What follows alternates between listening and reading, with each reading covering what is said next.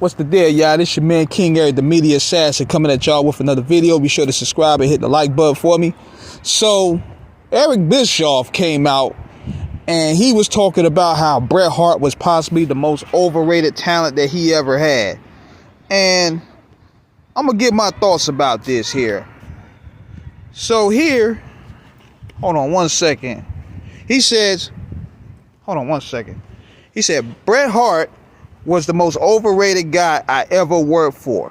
Even he thought he was 10 times better than he really was. He came into WCW with a chip on his shoulder, acting like he was going to save the company. Truth is, Bret Hart never drew any money with us. He didn't move the needle, and he didn't want to adapt. He was just wanted to keep living off the WWF days. Bret was bitter. He was difficult, and he wasn't a locker room leader. He thought he was. People talk about him being the best there is, the best there was, the best there ever will be. He was most overhyped talent I ever signed. That was reality. Now let me give you my thoughts about this. First of all, this is coming from a sandbag ass booker. Eric Bischoff was one of the most sandbag ass bookers I ever seen in my life. Because you got lucky. You literally took the NWO angle from Japan. And you happened to get lucky and sign Scott Hall and Kevin Nash and actually got Hulk Hogan on for the wave. That was all by luck. Okay, that was the red hot angle that you had to your name right there.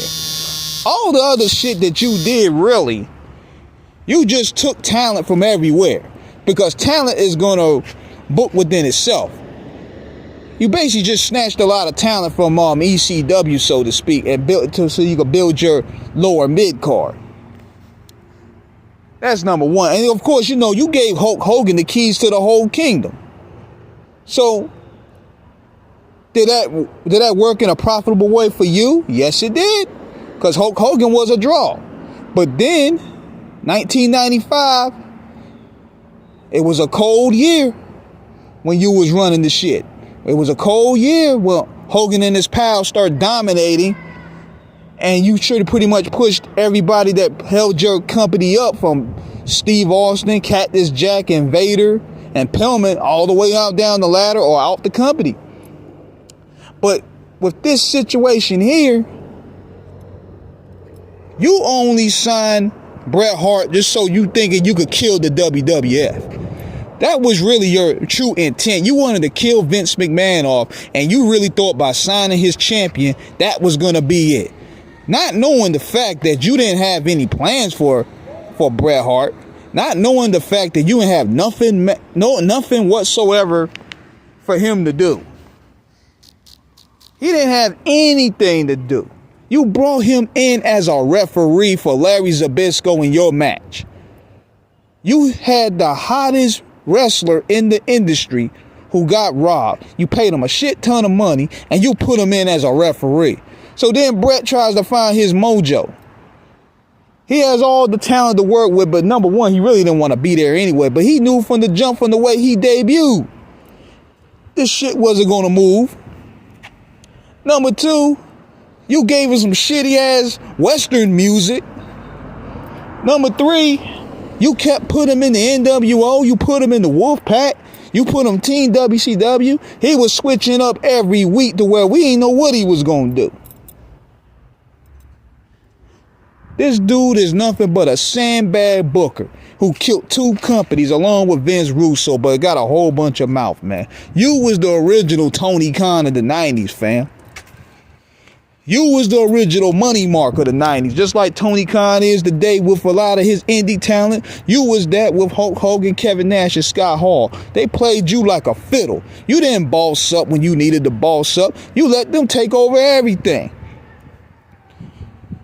So, for him to come outside and say Bret Hart wasn't a draw, but you thought that was going to be your keys to destroying McMahon's kingdom, that was your fault. You didn't draw money. You could get a key player, but If you can't give him proper guidance or direction or something to really do to draw money, what good is it? You didn't do nothing to enhance Bret Hart's draw ability. Bret Hart, number one, he has a strong overseas presence, worldwide presence. WCW didn't really do shows like that overseas until like really they started making money. So that was defeating the purpose within that. But you let Hogan, you let Nash and Hall basically run the company. They took the keys from you. The NWO ran that whole company like a gauntlet. You want the boss. You were never the boss. But then you build your whole reputation and your whole show off the 83 weeks you beat the WWF. This is 2025 and you sitting there bragging about old shit.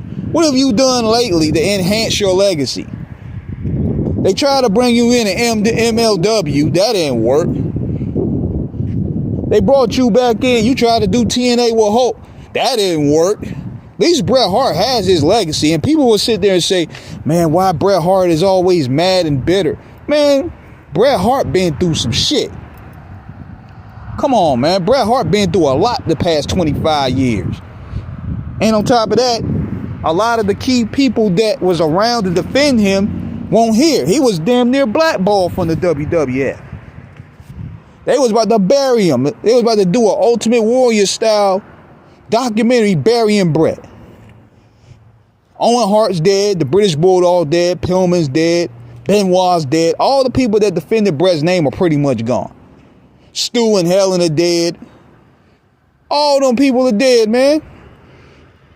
Then he has a stroke. Then he survived cancer recently. Bret been through a lot of loss, man.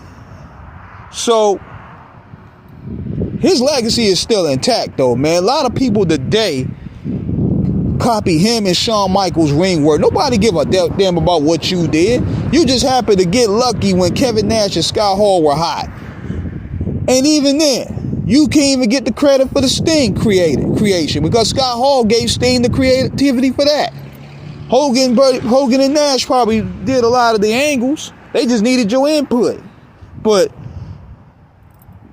the nerve of this guy, man, a sandbag booker like Eric Bischoff trying to publicly shame Bret the Hitman Hart, one of the greatest of all time and one of the most influential wrestlers of all time. So we had to give him the chopper here. So let me know what you guys think. Subscribe, hit the like button. Peace.